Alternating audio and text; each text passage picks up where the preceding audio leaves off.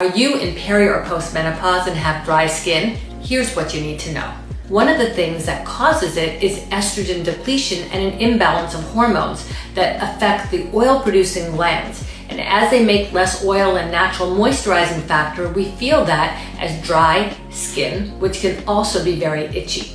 Avoid long hot showers, pat your skin dry instead of rubbing it dry, and then while your skin is still damp, apply a really nice moisturizer. Look for creams over lotions because they're richer and they have more hydration components to them. Ones that I like that you can find in the drugstore are La Roche-Posay Lipikar AP Plus Balm.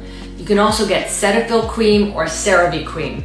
Great brands, easily accessible. Other products that you might like that are on the more expensive splurge side are La Mer cream, which I think has great hydration and great science, and also my ultra-rich Peptide moisturizer.